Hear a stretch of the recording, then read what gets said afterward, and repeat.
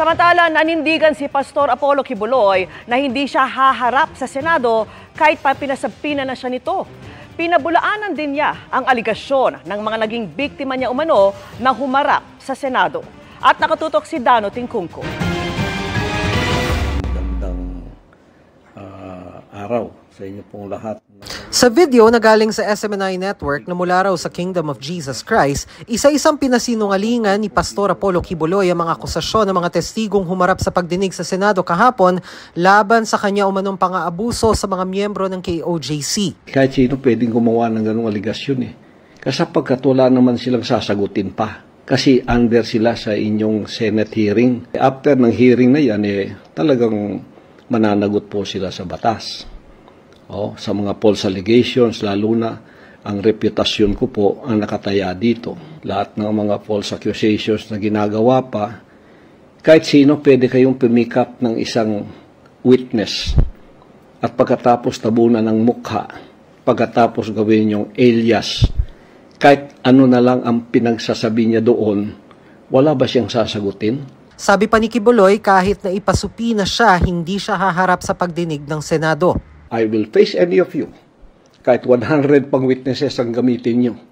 Kahit 100 pang witnesses ang inyo pong bayaran. I will face you anywhere, anytime, in a court of law. Just do it.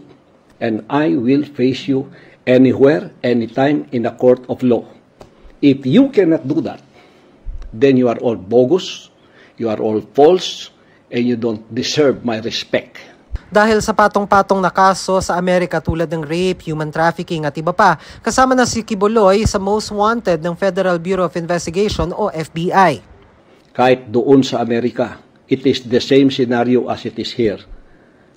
Inakusahan din ako doon ng maraming mga former workers daw yun. Pero puro pagsisinungaling. Ngayon, nahihirapan silang humarap sapagkat puro po kasinungalingan. Hindi ko po palalampasin ito. Kailangan malaman natin ang katotohanan dito, not in your Senate hearing, but in a court of law.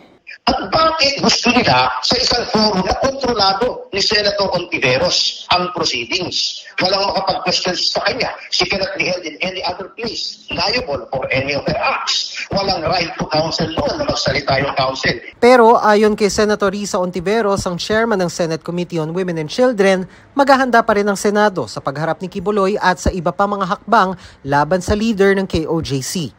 Siya ang sentro ng mga paratang ng mga biktima, kaya siya ang dapat sumagot. Because we're also looking at the Department of Justice issuing an Immigration Lookout Bulletin Order o Whole Departure Order.